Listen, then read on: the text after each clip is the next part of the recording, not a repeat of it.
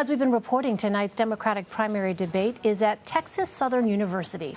TSU is a historically black college and university.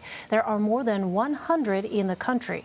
Our CBS News campaign team reports Senator Kamala Harris, who graduated from Howard University, is actively reaching out to HBCU students through her connections. One way Harris is doing that is with an open letter advertisement in TSU's newspaper.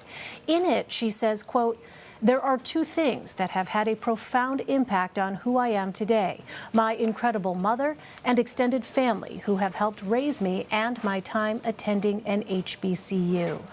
Let's bring CBS News 2020 campaign reporters Stephanie Ramirez and LaCrai Mitchell into the conversation. Stephanie is in Washington and LaCrai is in Columbia, South Carolina. Great to have both of you. So much to talk about, Stephanie. First of all, let me start out with you. What else can you tell us about this open letter and Senator Harris's connections to HBCUs? Sure, Elaine. So Senator Harris is the only 2020 candidate tonight who will have graduated from a historically black college or university, I should say. It's called an HBCU. We've heard of these. She went to Howard University here in D.C. She's also a member of Alpha Kappa Alpha, which is the oldest black Greek-lettered sorority actually founded on Howard's campus. So there is a lot of history here. These schools were not started out of altruism. That's what one of Harris's sorority sisters emphasized in an interview that we had with her. She, made sure to say that these educational institutions had to be created because black students were being blocked from going to college with white students. The senator's sorority sister, Jill Lewis, who is a Howard board member, told me that it was an opportunity and that there is hard work to turn that opportunity into success. And she called it a powerful symbol to be connected to an HBCU. So Senator Harris expressed her thoughts on this by taking out an ad in the Texas Southern University's student paper to share this open letter about her experience. And in this, Harris writes that she'll always remember freshman orientation. To quote her here, she says she remembers walking into the auditorium and seeing hundreds of people and everyone looked like me. That's what she said. And she also adds that at the HBCU, you are constantly reminded that you are young, gifted, and black. Now, this ad will be in the circulation on TSU's campus at least until the end of the week. And the company who manages the student paper also told me, the student paper's advertisements, they also told me that she was the only candidate to do this today.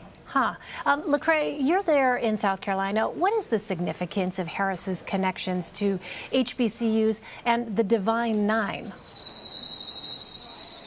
Right. That's a great question, Elaine. And I'm actually at Benedict College here in Columbia, which is also an HBCU. And I'll tell you the significance is because she is the only Democratic candidate who graduated from an HBCU, and because she is a member of Alpha Kappa Alpha sorority, she gets afforded, as one person told us, a seat at the table that some other candidates might not initially get, which means that she gets to get invited to certain events, like earlier this year when she attended the Omega Sci-Fi Leadership Conference as one of the keynote speakers. And so she gets these opportunities initially because of that connection.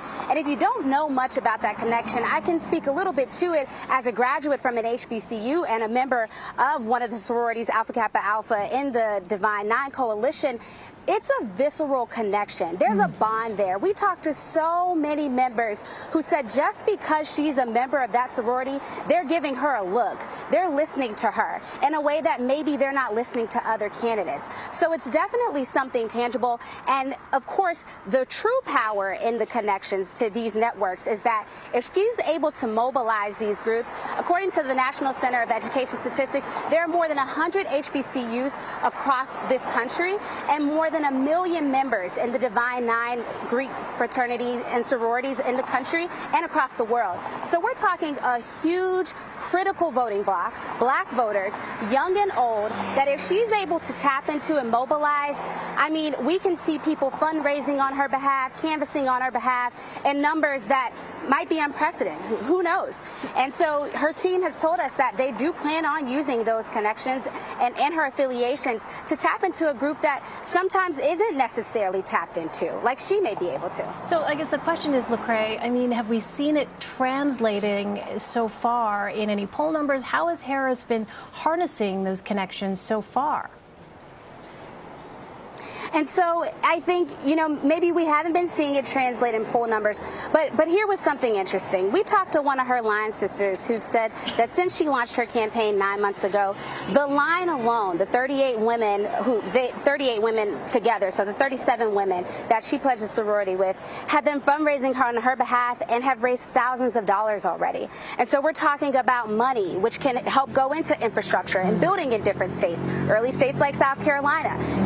Also people who are mobilizing on her behalf. You have sorority sisters who come out in numbers to events. At Essence Festival earlier this year, which is a huge gathering in New Orleans annually, a music festival, you had some of her sorority sisters there in numbers cheering her on. You'll have one of her line sisters at the debate tonight in Houston. And so this is a group, even though we haven't seen it translate in poll numbers necessarily, they're working on the ground, and their efforts on the ground could eventually manifest themselves in ways that we don't know yet. And Stephanie, let me ask you, because what about this potential? LaCrai's there in South Carolina. We know that Joe Biden, among black voters, has been the candidate to beat with respect to the polling numbers there. Have these connections for Senator Harris so far necessarily shown sort of evidence of bearing fruit? Yeah, so, like LaCrai said, it really much is the seat at the table. And, I've seen that certainly for sure on the campaign trail. I can tell you some examples. She launched her campaign at Howard University's campus in January, where we heard her sorority sisters giving their trademark sound or call, the ski-wee. Her sorority sisters had told me that they reached out to the campaign to make sure Harris was at the Essence Festival in New Orleans that LaCrai had mentioned. And some of the sorority members, they were also there making sure that they were there to support her. In July, the Atlantic City, the 2020 event for the Omega Sci-Fi Leadership Conference, also that LaCrai brought up.